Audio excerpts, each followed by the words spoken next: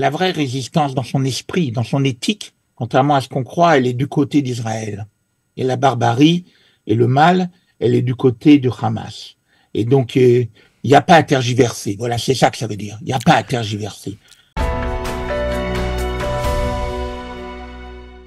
Bonjour et shalom, Richard Darmon au micro du studio Kalita pour notre magazine bimensuel d'analyse géopolitique, Israël dans sa région, Israël au cœur du Moyen-Orient. Avec cette semaine, la reprise, après une longue interruption, de notre rubrique, si l'on peut dire, Les temps qui courent, consacrée cette fois à l'événement majeur des derniers mois, je veux dire le cataclysme du 7 octobre dernier autour de Gaza et à ses répercussions à grande échelle en Israël, dans la région et dans le monde entier.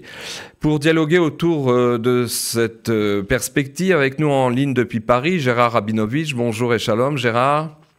Bonjour, bonjour. Je rappelle aux auditeurs que vous êtes chercheur et philosophe du politique, mais aussi directeur de l'Institut européen Emmanuel Levinas, de l'Alliance israélite universelle à Paris. Vous êtes essayiste et, à ce titre, auteur de nombreux livres, dont, parmi les derniers, qui est paru aux éditions Canopée, si je ne me trompe pas, ce sont les leçons de la Shoah en 2018, puis en février 22, vous avez fait paraître aux éditions Hermann, dans la collection Les questions sensibles, un autre titre fort d'actualité, Crise de l'autorité, crise de la vérité, avec un sous-titre qui en dit déjà long, la désagrégation du politique. Alors, dans une longue interview publiée fin février, donc il y a quelques jours, en fait, sur le site de Tribune Juive, intitulée Murmuration, qui est une série d'interviews, votre interview qui s'appelle Décantation, interview réalisée par Daniela Pinkstein, vous revenez sur l'un des axes centraux de votre travail de décryptage des réalités qui nous entourent et de ce conflit de civilisation qui n'est autre que celui du choc entre civilisation de vie et civilisation de mort, et vous abordez donc sous cet angle la tragédie du 7 octobre en la définissant comme une apocalypse, presque au sens étymologique du terme, à savoir à la fois un cataclysme et une révélation, ce qui rejoint le titre Décantation d'ailleurs, qui a déchiré bien des illusions. Alors pouvez-vous nous expliquer ce que vous entendez par là, par décantation ou cataclysme et révélation en quelque sorte? Bon, le cataclysme, c'est évidemment l'effroi qu'on peut ressentir à cette espèce de furie psychopathique qui s'est déclenchée et qui a saccagé plus de 1000 personnes à cette occasion. Je dis bien saccagé parce que c'est un saccage des êtres, des corps, des significations et qui nous met à la fois en colère et en chagrin. C'est très douloureux d'y penser et de le ressentir. Et jamais autant que ce qu'eux ont éprouvé eux-mêmes. Ça, c'est la première chose. La deuxième chose, c'est en effet, quand on parle d'apocalypse, on oublie souvent que son sens premier, c'est révélation, révélation au sens grec, et c'est-à-dire que à partir de là, quelque chose prend sens, de choses que on pouvait voir mais qu'on ne savait pas voir, ou qu'on voit et qu'on ne veut pas voir. Voilà. Et c'est ça c'est ça qui, à mon avis, se produit. Et cette révélation, elle est pas achevée. On observe à la fois des insuffisances, des indigences, des illusions, comme celle de croire que la barrière électronique était suffisamment protectrice, mais ça c'est du côté d'Israël, et du côté du monde entier, la révélation c'est à la fois celle de cette espèce de déferlement d'anti-judaïsme, d'antisémitisme, d'antisionisme, et je dirais d'antimonothéisme qui se signifie. Aussi, il faut aussi penser la révélation qui est celle des gens qui se tiennent à nos côtés dans cet assaut et dans cette détresse. Il y a des gens qui se tiennent bien aussi. Donc la révélation, c'est qui se tient bien en dignité humaine et qui sont et comment fonctionnent tous ceux qui, à cette occasion, bah, abattre leur masque, quoi. Alors, vous insistez aussi dans le prolongement de cette première approche sur ce que vous appelez le saisissement d'effroi suscité par ce que vous appelez aussi le moment de vérité des événements du 7 octobre, en parlant justement, vous l'avez rappelé à l'instant, de colère, de chagrin, mais d'effroi. Et comment on peut gérer bon, il y a évidemment le ressenti, il y a évidemment l'émotion, mais on est 6 mois après, presque 6 mois après cette tragédie. Comment on peut passer du chagrin à la colère et gérer ce saisissement d'effroi dont vous parlez?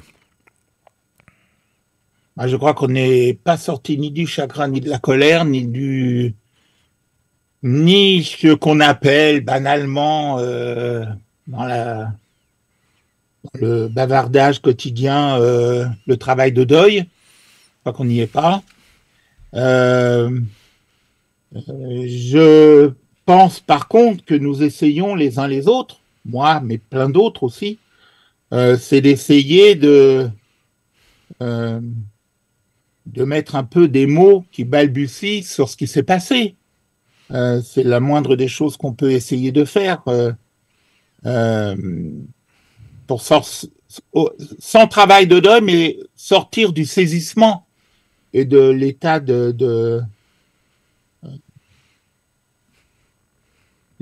l'état d'hébétude presque dans lequel on est. Et dans lequel on reste, d'une certaine manière. Et dans lequel on reste, bien sûr.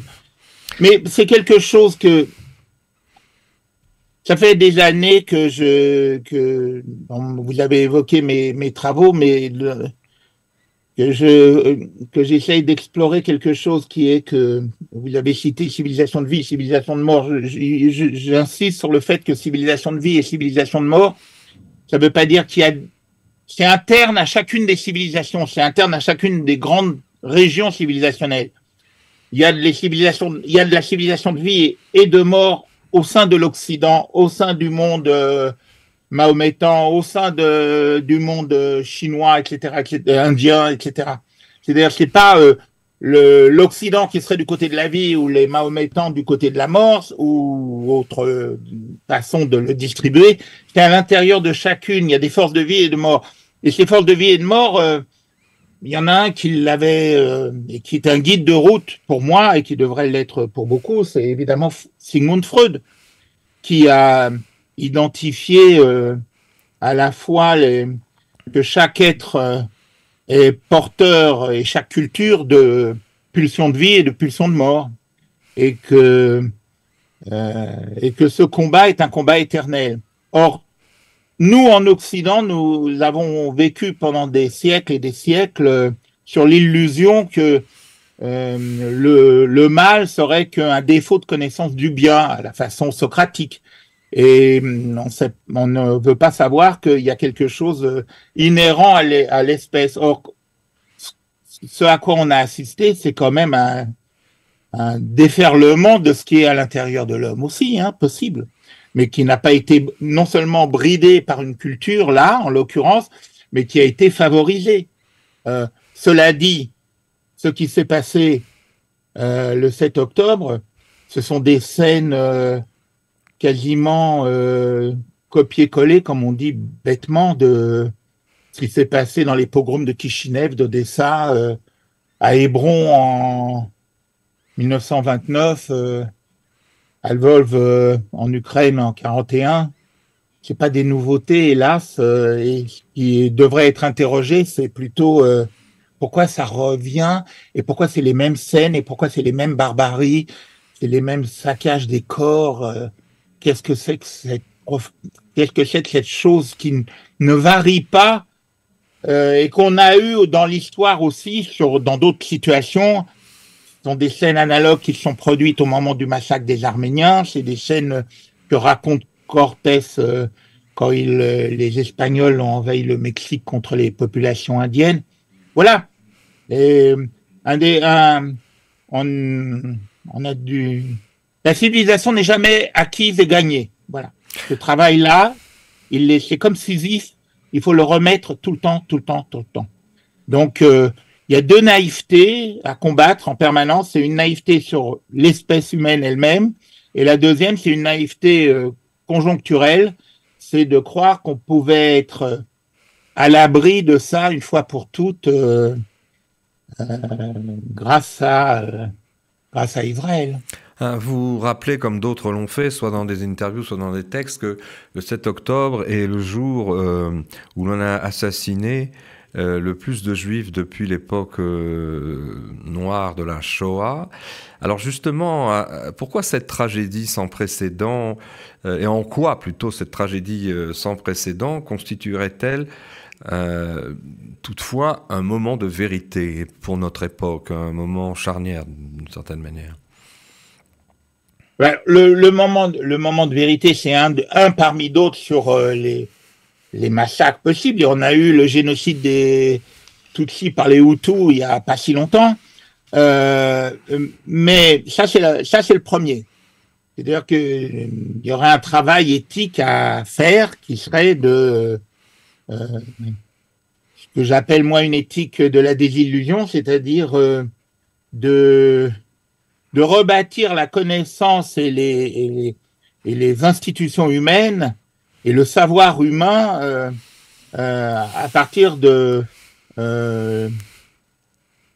l'intégration qu'il y a toujours cette virtualité chez les êtres humains en général pour favoriser et canaliser et encourager les forces de vie contre les forces de mort dans nos sociétés. Ça, c'est une première chose. Et puis l'autre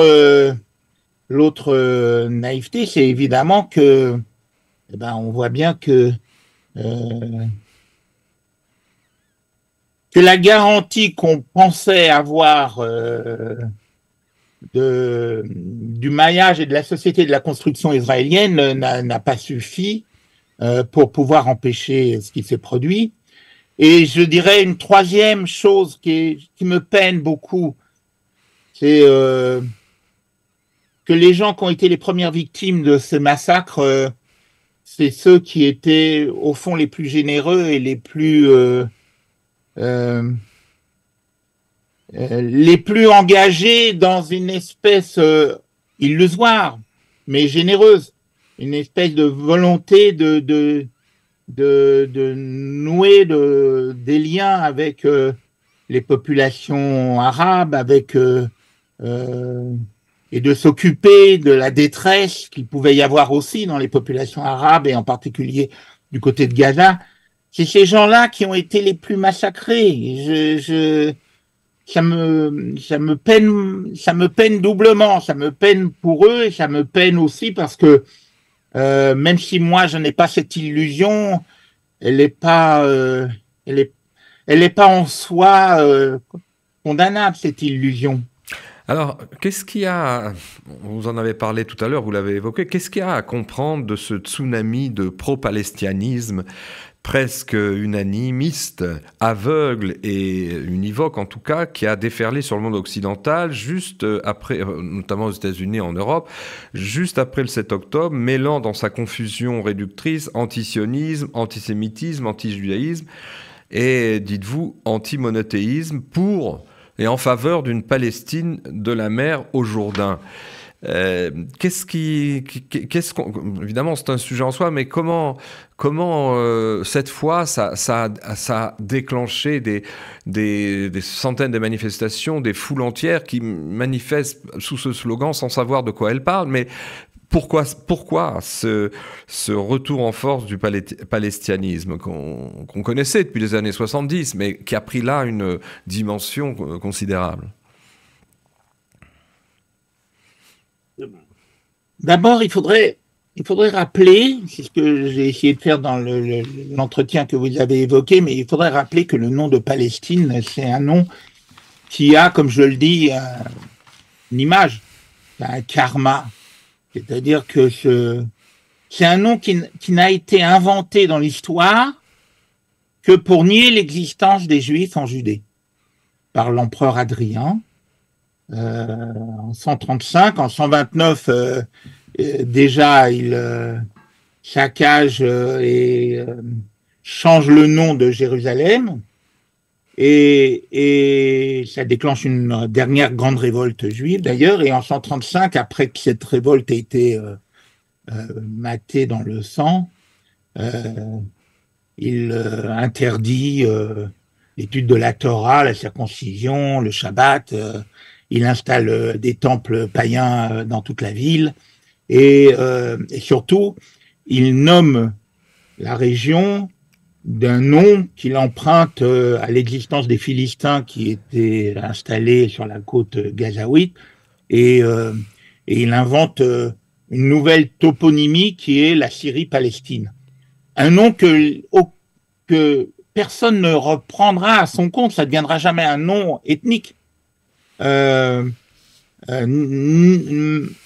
plus sous le moment de la conquête arabe où toute cette région, la Phénicie, ce que les Romains ont appelé la Palestine, la Syrie, porte un nom générique Al-Sham et jamais le nom de Palestine n'apparaît.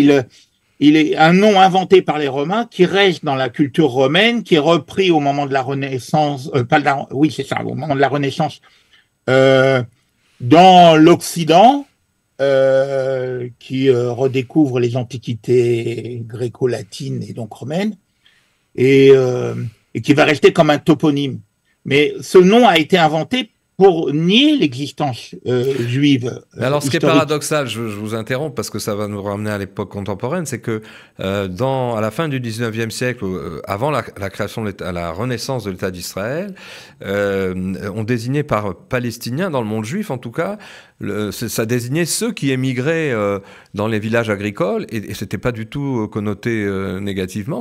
On les appelait les Palestiniens, mais et dans le monde juif, ça désignait, disons, le mouvement migratoire juif vers cette contrée Eretz Israël. Et alors aujourd'hui, c'est devenu un levier de négation de tout droit des Juifs à vivre sur leur terre. C'est absolument hallucinant cette inversion.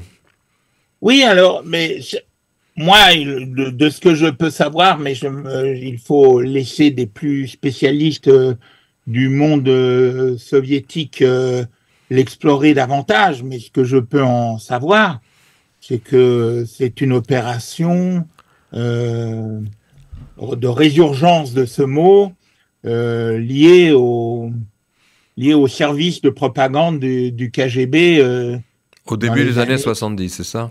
Après oui, c'est ça, 60-70, au moment de la création de l'OLP. C'est ça. Et à leur indication. Et faut pas oublier que sioniste a été dans les années 50 une accusation qui menait interne aux luttes politiques des pays socialistes et c'était l'accusation qui donnait le plus de cheminement vers une condamnation létale quand même. Nombre de dirigeants communistes opposés à Staline ou dans les luttes internes ont été liquidés sous le nom de sionisme et sous l'accusation de sionisme quand même. Donc quelque chose s'est passé là. Ça c'est une première chose. Maintenant, c'est palestinisme, quand je forge ce mot et que je l'emploie comme ça, c'est pas pour donner une idéologie, c'est une espèce de syndrome entre la rencontre, qui est une espèce de concomitance contingente, hein, mais c'est la rencontre entre trois grands mouvements qui ont l'air de travailler les collectivités humaines aujourd'hui sur la planète. La première, c'est un islamisme conquérant à l'intérieur du monde musulman. C'est pas tout le monde musulman, mais c'est à l'intérieur du monde musulman un islamisme conquérant. C'est un tiers-mondisme, un sud global qui construit son identité générique et collective dans le ressentiment contre les anciens colonisateurs, un ressentiment post-colonial comme ça. Et puis, c'est aussi cette espèce d'effondrement, d'involution qu'on observe dans nos sociétés occidentales, dont la nature est... Effondrement j'ai mal entendu, effondrement disiez-vous, de quoi? de leur...